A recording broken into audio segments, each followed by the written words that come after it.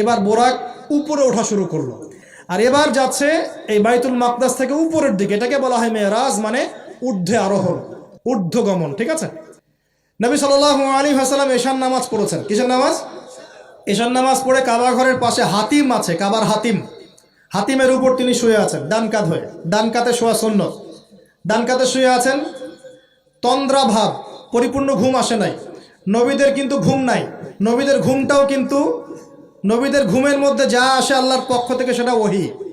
নবীদের দেহ ঘুমায়, অন্তর কিন্তু ঘুমায় না, মনে রাখবেন। নবীদের কি ঘুমায় না?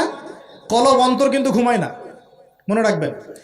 এবার তিনি শুয়ে আছেন, হঠাৎ দুইজন ফেরেশতা আসলেন। কয়জন ভাই? একজন জিবরাইল আলাইহিস সালাম, একজন মিকাইল আলাইহিস সালাম। এসে নবী সাল্লাল্লাহু আলাইহি ওয়াসাল্লামকে আস্তে করে জাগিয়ে দিলেন। জাগিয়ে নবী সাল্লাল্লাহু আলাইহি ওয়াসাল্লামকে হাত ধরে নিয়ে যাচ্ছেন। কোথায়? পাশে জমজম কূপের পাশে। পাশে জমজম কূপ আছে, দেখেছিলেন না? যারা হজ উমরা করে আসছেন হয়তো দেখতে পারবেন। এই জামজাম আগের মতো তো আর নাই, একটা আইডিয়া পাবেন আর কি। জামজাম কূপের পাশে নিয়ে গিয়ে নবী সাল্লাল্লাহু আলাইহি ওয়াসাল্লামকে আবার আস্তে করে শুয়ে দেওয়া হলো। এই যে পুরো ঘটনাগুলো ঘটে যাচ্ছে না, এগুলো কিন্তু মুহূর্তে ঘটে যাচ্ছে। মানে এই পুরো বিশাল ঘটনা ঘটে যাওয়ার পর দেখা যাবে ওই অজুর পানি কেবল গড়িয়ে গড়িয়ে যাচ্ছে, এখনো শেষ হয়নি। মানে সময় কে নিয়ন্ত্রণ করে? পৃথিবীর সময়ের ফ্রেম আর আল্লাহ পাকের টাইম ফ্রেম এক নয়। আল্লাহ পাকের টাইম ফ্রেম টোটালি ডিফারেন্ট, আমাদের টাইম ফ্রেম আলাদা, মনে থাকবে। এখানে কিন্তু অনেক নাস্তিক অনেক প্রশ্ন করতে পারে। এবার শুয়ে দেওয়ার পর নবী সাল্লাল্লাহু আলাইহি ওয়াসাল্লামের বুকটাকে একদম এই গলার নিচ থেকে নিয়ে যেখানে লোম উঠে নাভি, এই নাভি পর্যন্ত চিরে দেওয়া হয়েছে, জীবিত অবস্থাতেই, জীবিত অবস্থাতেই। এবার তার হার্ট, কলিজাটাকে বের করা হয়েছে। এই প্রথম ওপেন হার্ট সার্জারি নাম শুনেছেন কিনা? যে ওপেন হার্ট সার্জারি হচ্ছে। এবার এই কলিজাটাকে প্রথমে জমজমের পানি দিয়ে ধোয়া হয়েছে। কিসের পানি? জমজমের পানির মধ্যে শেফা আছে। যাদের অসুস্থতা আছে জমজমের পানিতে সূরা ফাতিহা ফু দিয়ে খাবেন, ইনশাল্লাহ শেফা হয়ে যাবে, ইনশাআল্লাহ শেফা হবে। জমজমের পানিতে ধোয়ার পরে এর এই কলবটাকে, কলিজাটাকে ঈমান এবং হেকমতে পূর্ণ একটা পেয়ালা দিয়ে ধুয়ে দেওয়া হয়েছে। একটা পেয়ালার মধ্যে ঈমান নিয়ে আসা হয়েছিল এবং হিকমা, প্রজ্ঞা নিয়ে আসা হয়েছে। এটা রাখার পরে এই ঈমান প্রজ্ঞা দিয়ে ঢেলে এই পুরো জায়গাটা বন্ধ করে দেওয়া হয়েছে। কি রূপকথা মনে হচ্ছে? আমরা যে নিঃশ্বাস নিচ্ছি এটাই কি আল্লাহর অলৌকিকত্ব না?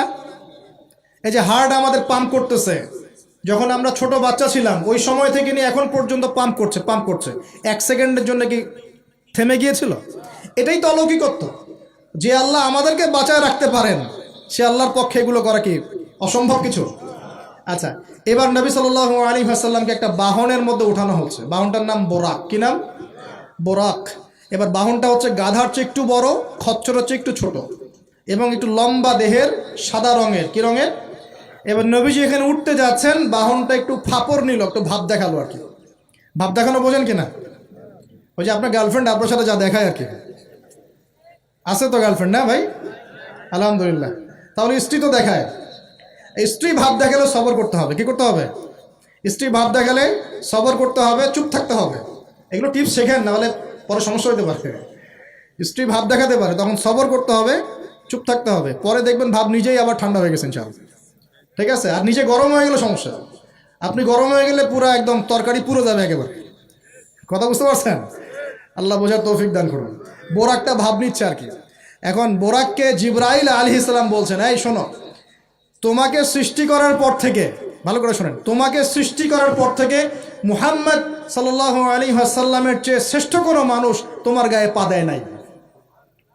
বলেন আল্লাহু আকবার। বলেন আল্লাহুম্মা সাল্লি আলা মুহাম্মদ, আল্লাহুম্মা বারিক আলা মুহাম্মদ। তোমাকে সৃষ্টি করার পর থেকে মুহাম্মাদের চেয়ে সাল্লাল্লাহু আলাইহি ওয়াসাল্লাম শ্রেষ্ঠ কোনো মানুষ তোমার পিঠে ওঠে নাই। সুবহানাল্লাহ। জান্নাত থেকেই বাহনটা নিয়ে আসা হয়েছে। কোত্থেকে? জান্নাত থেকে। এবার তিনি বোরাকে উঠলেন। বোরাক, ও আচ্ছা, বোরাক এই কথা শুনে কি করলো?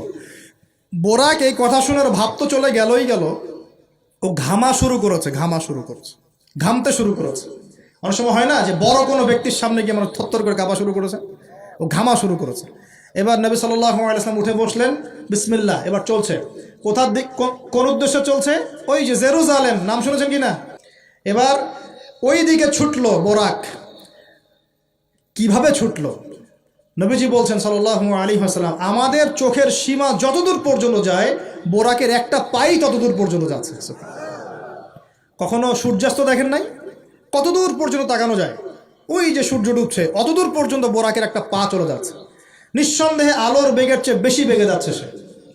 যদি যারা ফিজিক্স পড়ছেন, এই যে অ্যাস্ট্রোনমি নিয়ে পড়াশোনা করছেন, আপনারা তো জানেন আলোর বেগের চাইতেও যদি দ্রুতগামী কোনো বাহন আবিষ্কার করা যায়, তাহলে সময়ের চেয়ে বেশি দূরে যাওয়া যাবে না?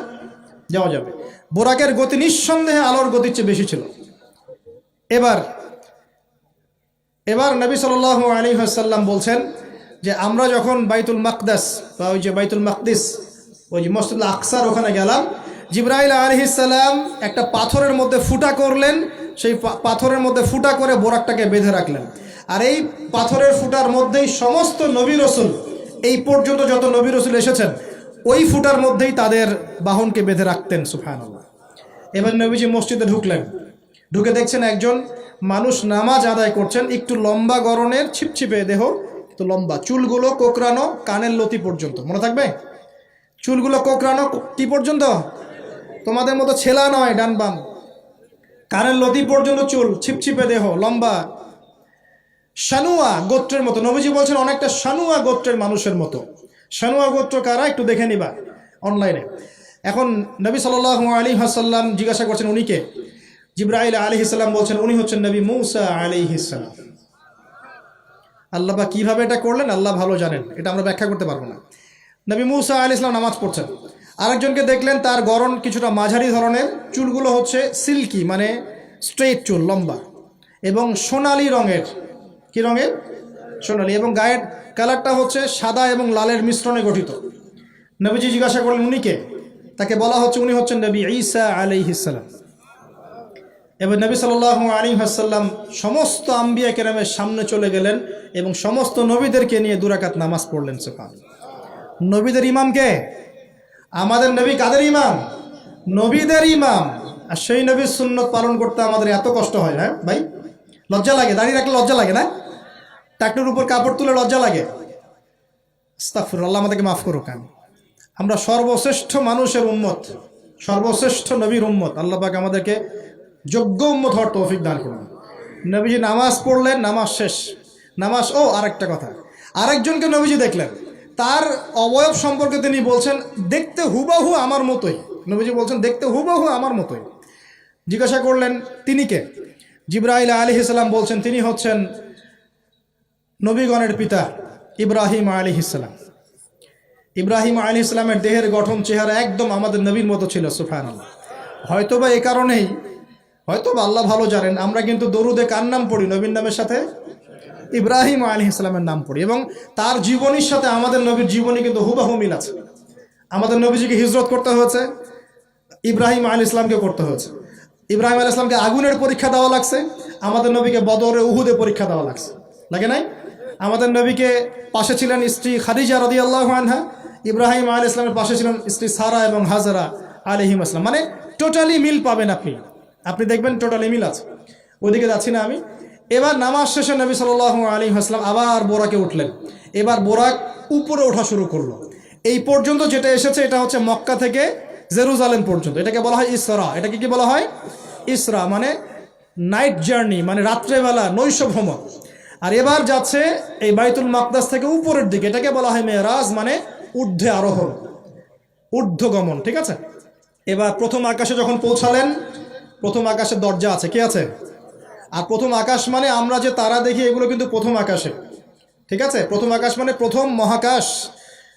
শুধু এটা নয় যে ওই যে ওজোনোস্ফিয়ার, আয়নোস্ফিয়ার যেটা ভাগ করেছি এগুলো নয়, আমরা যা দেখি এগুলো সব হচ্ছে প্রথম মহাকাশের অংশ। এখানে দরজা আছে একটা, আমরা দেখতে পারি না। এখানে গিয়ে জিবরাইল আলাইহিস সালাম দাঁড়িয়ে গেলেন, নবী সাল্লাল্লাহু আলাইহি ওয়াসাল্লাম দাঁড়িয়ে গেলেন। ওই দিক থেকে আওয়াজ আসছে যে কে? জিবরাইল আলাইহিস সালাম বলছেন যে আমি জিবরিল। আপনার সাথে কে? বলা হচ্ছে আমার সাথে হচ্ছে বিশ্বনবী মুহাম্মদ রাসূলুল্লাহ সাল্লাল্লাহু আলাইহি ওয়াসাল্লাম। আপনাকে কি পাঠানো হয়েছিল তাকে আনার জন্য? তিনি বলছেন হ্যাঁ। তিনি বলেছেন হ্যাঁ, বাস হ্যাঁ, কারণ তিনি সাদিকুল আমিন। এবার দরজা খুলে দেওয়া হলো, তিনি ভিতরে ঢুকলেন, দেখলেন সেখানে একজন ব্যক্তি যিনি মাশাআল্লাহ ডান দিকে তাকাচ্ছেন, ডান দিকে অনেক আদম সন্তানের আকৃতি আছে, ডান দিকে তাকাচ্ছেন, হাসছেন, বাম দিকে তাকাচ্ছেন, বাম দিকে অনেক আদম সন্তানের আকৃতি আছে, বাম দিকে তাকিয়ে কাঁদছেন। নবী সাল্লাল্লাহু আলাইহি ওয়াসাল্লাম বললেন, উনি কে? তখন তাকে বলা হলো, ইনি হচ্ছেন আপনাদের পিতা, মানে আদম সন্তানদের পিতা, আদম আলাইহিস সালাম। আদম আলাইহিস সালাম নবীকে দেখে সালাম দিলেন। আদম আলাইহিস সালাম নবীকে সালাম দিলেন, নবীও সালামের প্রত্যুত্তর করলেন এবং আদম আলাইহিস সালাম তার জন্য দোয়া করলেন। তিনি উঠে গেলেন আরও উপরে। এবার দ্বিতীয় মহাকাশে যখন চলে গেছেন, এই দ্বিতীয় মহাকাশ পর্যন্ত সায়েন্স যেতে পারে নাই, কেউই পারেনি, আল্লাহ রাসূল সাল্লাল্লাহু আলাইহি ওয়াসাল্লাম ছাড়া। এখানে গিয়ে তিনি দেখলেন সিমিলারলি দুজন বসে আছেন। কয়জন? দুজন। এবং দুজন এর পরিচয় জিজ্ঞাসা করলে জিবরাইল আলাইহিস সালাম বললেন, ইনি হচ্ছেন ঈসা আলাইহিস সালাম আর ইনি হচ্ছেন ইয়াহইয়া আলাইহিস সালাম। দুজনের মাঝে কি সম্পর্ক? খালাতো ভাই। কি সম্পর্ক? খালাতো ভাই। এখানে বলে রাখি দুজনের মিলটা কি? এই দুজনকেই ইহুদিরা হত্যা করার চেষ্টা করেছে। ঈসা আলাইহিস সালাম এবং ইয়াহইয়া আলাইহিস সালাম উভয়কেই কারা হত্যা করার চেষ্টা করেছে? ইয়াহইয়া আলাইহিস সালামকে তো হত্যা করেই ফেলেছিল, আর ঈসা আলাইহিস সালামকে হত্যা করার চেষ্টা করেছিল, কিন্তু আল্লাহ পাক সেটা হতে দেন নাই। আল্লাহ পাক তাকে উঠিয়ে নিয়েছে। তিনি আবার আসবেন কিনা? কোথায় আসবেন? সিরিয়ায়। কেন আসবেন? কারণ তিনি এই পৃথিবী থেকে দাজ্জাল এবং তার সমস্ত বাহিনীকে মেরে ফেলবেন ইনশাআল্লাহ, এবং প্যালেস্টাইন থেকে সারা বিশ্বে 40 বছর রাজত্ব করবেন ইনশাআল্লাহ তাআলা। এটা হবে কি না? বিশ্বাস আছে তো ইনশাআল্লাহ? এটা হবে ইনশাআল্লাহ তাআলা। এরপর সামনে যান, তৃতীয় আসমানে উঠলেন। সেখানে দেখছেন একজন ব্যক্তি যাকে এই পৃথিবীর অর্ধেক সৌন্দর্য দেয়া হয়েছে। নবীজি বললেন, তিনি কি এত অপরূপ সুন্দর? তখন নবী সাল্লাল্লাহু আলাইহি ওয়াসাল্লামকে বলা হচ্ছে, তিনি হচ্ছেন ইউসুফ আলাইহিস সালাম, যাকে এই পৃথিবীর অর্ধেক সৌন্দর্য দেয়া হয়েছে। আমরা আসলে ইউসুফ পড়ি আর মনে করি এটা হচ্ছে ইউসুফ জুলাইখার ঘটনা, তাই না ভাই? আসলে এখানে প্রেম কাহিনী কার? এখানে প্রেম কাহিনী হচ্ছে ইউসুফ আলাইহিস সালাম এবং তার বাবার। ভালো করে পড়ে দেখবেন, এখানে বাবা এবং ছেলের মহব্বতের কাহিনী বর্ণিত হয়েছে। আর ইউসুফ আলাইহিস সালামের বাহ্যিক সৌন্দর্য নিয়ে আমরা কথা বলি, তার বাহ্যিক সৌন্দর্যের চাইতে তার চরিত্রের সৌন্দর্য ছিল 1000 গুণ বেশি উত্তম। জেনার অপবাদ দিয়েছে তাকে মানুষ, তিনি নির্দোষ হয়েও বিনা অপরাধে 12 বছর জেল খেটেছেন, তারপরেও তিনি অন্যায় পথে পা বাড়ান নাই, বাড়িয়েছেন। আল্লাহ পাক আমাদেরকে এগুলো বোঝার তৌফিক দান করুন।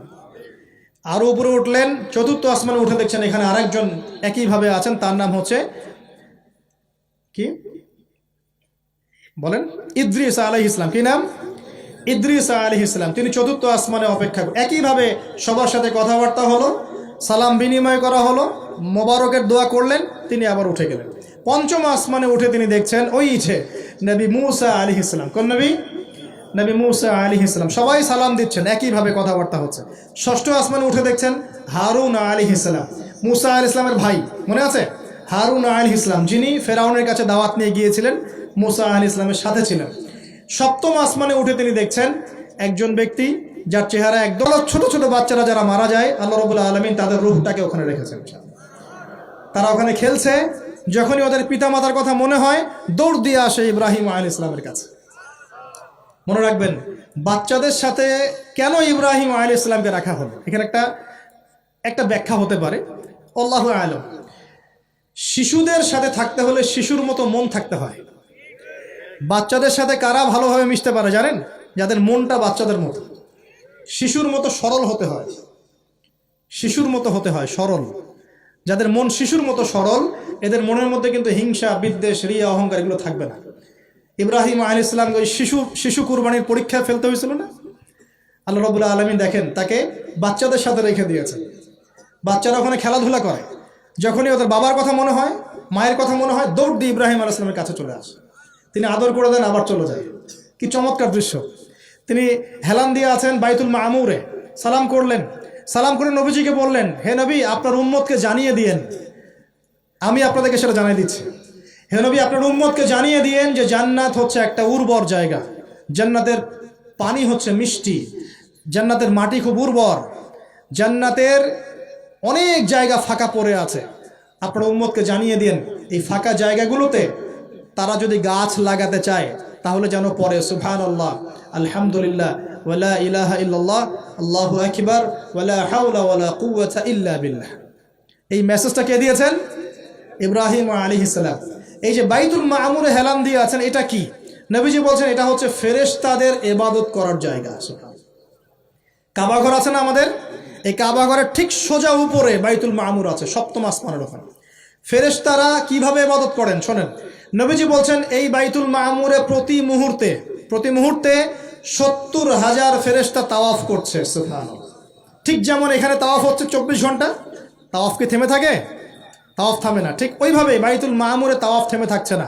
বাইতুল মামুরে ফেরেশতারা তাওয়াফ করছেন 70,000 ফেরেশতা একই সাথে। আর শুনে রাখেন, যে 70,000 ফেরেশতা একবার তাওয়াফ করার সৌভাগ্য পেয়েছে তারা কিয়ামত পর্যন্ত আর দ্বিতীয়বার চান্স পাবে না। এবার কি চিন্তা করতে পারছেন ফেরেশতাদের সংখ্যা কত কত হতে পারে? আমাদের সংখ্যা তত্ত্বের বাইরে। এবার নবী সাল্লাল্লাহু আলাইহি ওয়াসাল্লাম আরো একটু উপরে উঠলেন। এই জায়গার নাম সিদরাতুল মুনতাহা। কি নাম? সিদরাতুল মুনতাহা। এটা হচ্ছে একটা বড়ই গাছ দেখেছেন তো? এটা নবীজি বলছেন এত চমৎকার এই বড়ই গাছ, এর মধ্যে এত বেশি রং ছিল যে রংগুলোকে আমি ব্যাখ্যা করতে পারবো না।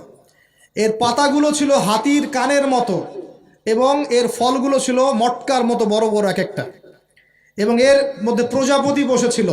এই প্রজাপতিগুলোর রং এত চমৎকার যেগুলো আমাদের পৃথিবীর রঙের মতো নয়। মানে এগুলো ব্যাখ্যা করার মতো শব্দ আমাদের কাছে নাই। অ্যামেজিং। এটা কোন জায়গা? আমাদের সবার রূহগুলো যেখানে উঠে যায়। এটা কোন জায়গা? আমাদের সবার নেক আমলগুলো যেখানে উঠে যায়। সবার রূহ, মৃত ব্যক্তিদের রূহ বা আত্মা এবং নেক আমলগুলো এই পর্যন্ত ওঠে, এরপরে সেখান থেকে উঠিয়ে নেওয়া হয়, এরপরে তারা আর যেতে পারে না। একইভাবে উপর থেকে আল্লাহ পাকের কোনো আদেশ আসলে এই সিদরাতুল মুনতাহা পর্যন্ত আসে, এরপর সেখান থেকে নিয়ে আসা হয়। আমি কি বুঝতে পারছি? এই হলো সিদরাতুল মুনতাহা, যেটা ফেরেশতাদের শেষ সীমা। এরপরে ফেরেশতারা আর যেতে পারবেন না। আল্লাহ পাকের নিকটবর্তী ফেরেশতারা ছাড়া নর্মাল যারা, তারা ওখানে যেতে পারে। নর্মাল মানে বলছি যারা এমনি অন্যান্য দায়িত্বে আছেন তারা সেখানে যেতে পারবেন না। এই পর্যন্ত লাস্ট ওই যে লাইন থাকে না, ডেড লাইন, এটা ডেড লাইন, এরপর যেতে পারবে না। এবার আমাদের নবীকে এখানে বাহন চেঞ্জ করে দেওয়া হলো, অন্য একটা বাহন আরো দ্রুতগামী তাকে দেওয়া হলো। এই বাহনে করে নবীজি একদম আলো পর্দা ভেদ করে উপরে উঠছেন। সুবহানাল্লাহ। আল্লাহ পাকের একদম কাছাকাছি আসছেন।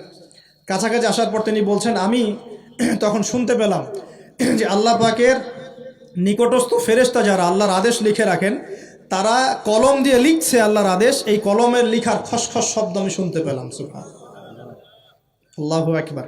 এবার আল্লাহ রাব্বুল আলামিন তাকে কাছে নিয়ে, শোনেন প্রিয় ভাই উম্মতে মুহাম্মাদি, শুনে রাখো, আল্লাহ পাক 3টা স্পেশাল ওহী করলেন। কয়টা ভাই?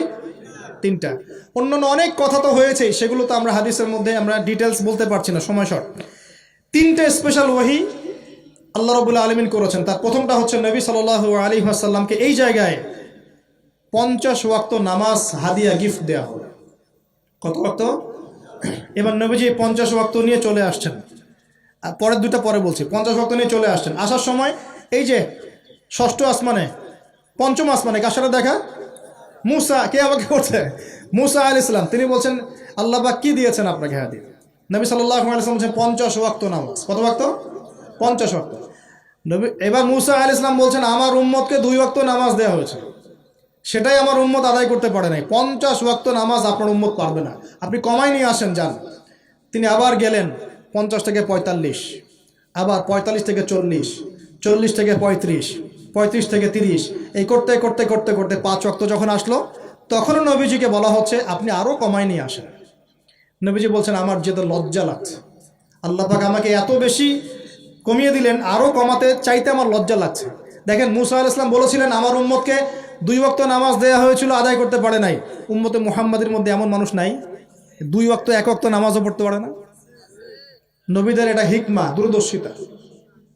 এবার নবী সাল্লাল্লাহু আলাইহি ওয়াসাল্লাম আল্লাহর কাছে গিয়ে আরজি পেশ করছেন।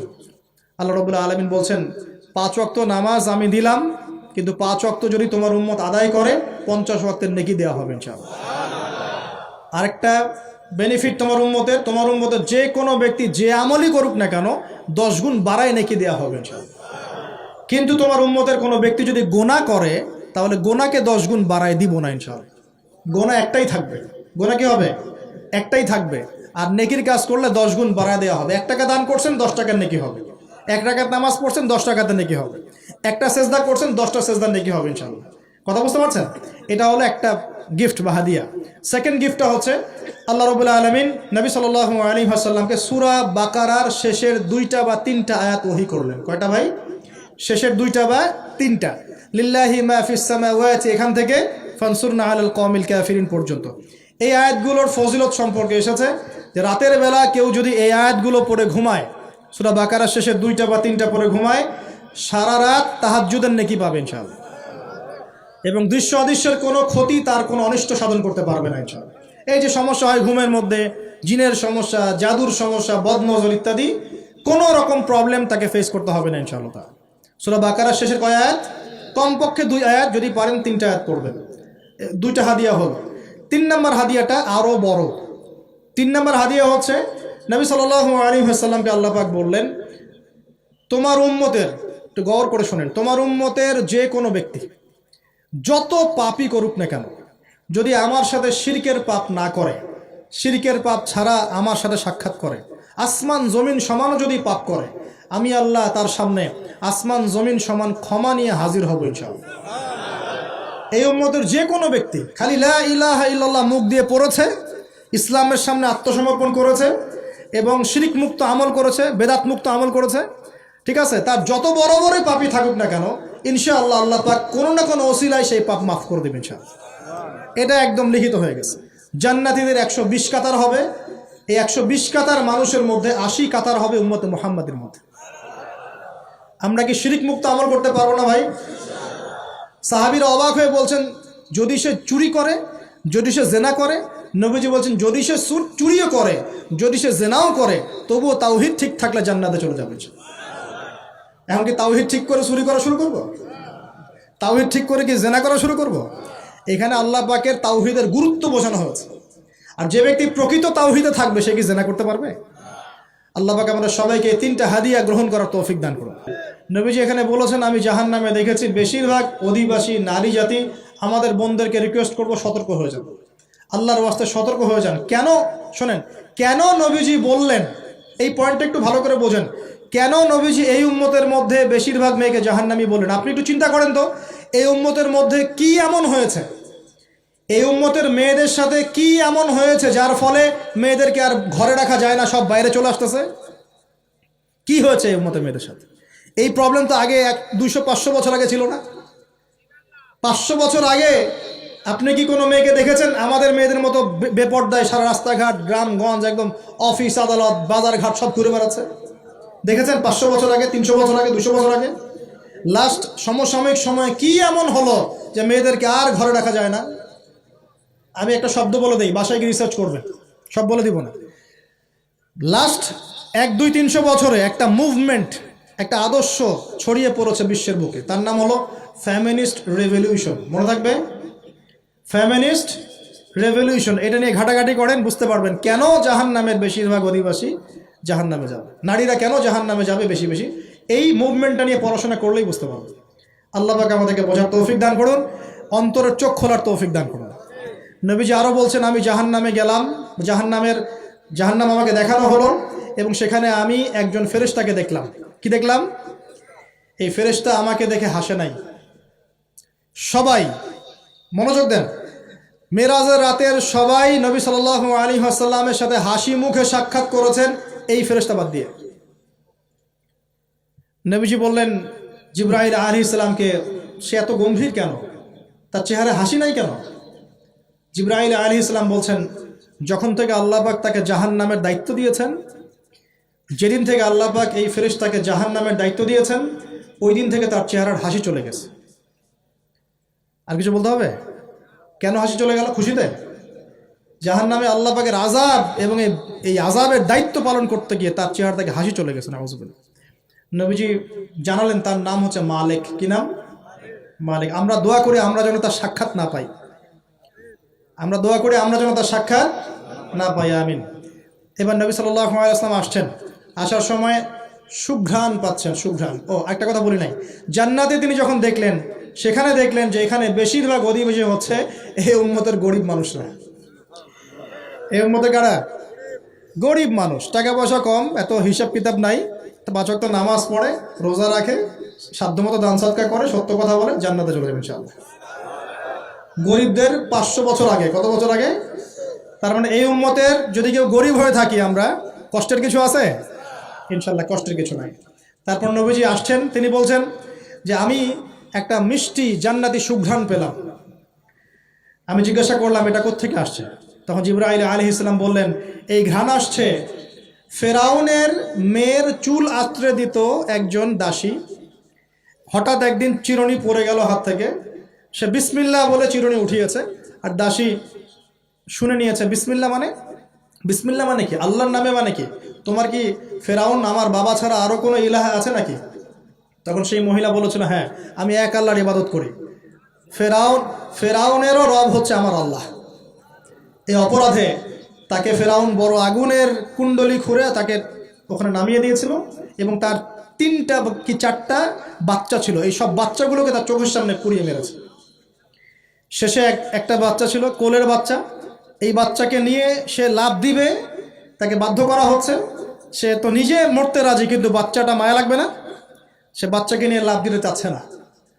তখন আল্লাহ পাক ওই বাচ্চার জবানে আল্লাহর কুদরত, আল্লাহর মোজেজা চালু করে দিলেন। ওই বাচ্চা কথা বলা শুরু করল। ওই বাচ্চা বলল হে আম্মা ইসবিরি ইয়া উম্মা, হে আমার মা সবর করো। ফাইন্না মাউইদুনাল জান্নাহ, আমাদের জন্য আল্লাহ পাক জান্নাত রেখেছেন। আলহামদুলিল্লাহ, লাভ দিয়ে জান্নাত। ওই যে ফেরাউনের স্ত্রী বলা ঠিক না এখানে, ফেরাউনের ওই দাসী যে চুল আশ্রয় দিত, আসিয়া, যার নাম বলা হয় কোনো কোনো জায়গায় আসিয়া, এবং তার সন্তানদেরকে যেখানে দাফন করা হয়েছে ওখান থেকে জান্নাতের ঘ্রাণ আসছে। কে পেলেন এই ঘ্রাণ? রাসূলুল্লাহ সাল্লাল্লাহু আলাইহি ওয়াসাল্লাম। এবার তিনি চলে আসছেন, এসে কাবা ঘরের হাতিমে আবার এসে সেখানে আসলেন। এখানে বিমর্ষ মুখে বসে আছেন। কেন মন খারাপ? যে আমি যদি এই ঘটনা যদি কালকে এখন সকালে সবাইকে বলা শুরু করি, সবাই তো আমাকে এখন কি বলবে? মিথ্যাবাদী। এমনিই তো মিথ্যাবাদী বলছে, এখন এই ঘটনা আবার বিশ্বাস করবে কিনা? এখন সকালবেলা আবু জেহেল আসছে, এসে বলছে যে কি নতুন কিছু ঘটনা ঘটছে নাকি, নতুন কোনো ঘটনা আছে নাকি, টিটকারি করলো আর কি। রাসূল সাল্লাল্লাহু আলাইহি ওয়াসাল্লাম বলছেন আমি গতকালকে আকসায় গিয়েছিলাম। এখন আবু জেহেল বলছে ও আচ্ছা চমৎকার, আকসায় গিয়েছিলেন, তাই নাকি, আর কি করেছো? তো যে আমি এই ঘটনা ঘটেছে আমার সাথে। তখন সবাইকে সে ঢোল পিটায় নিয়ে আসলো, আরে আসো আসো, মুহাম্মদ কি বলে শোনো, দেখো কি বলে, তো পাগল হয়ে গেছে নাউজুবিল্লাহ। বলছে আকসায় গিয়েছিলে, বলো তো আকসায় কি কি আছে? সুবহানাল্লাহ, আল্লাহ রাব্বুল আলামিন এখন যেমন ভিডিও দেখি না আমরা, এইভাবে আল্লাহ রাব্বুল আলামিন মসজিদুল আকসাকে নবীর সামনে তুলে ধরলেন, সামনে।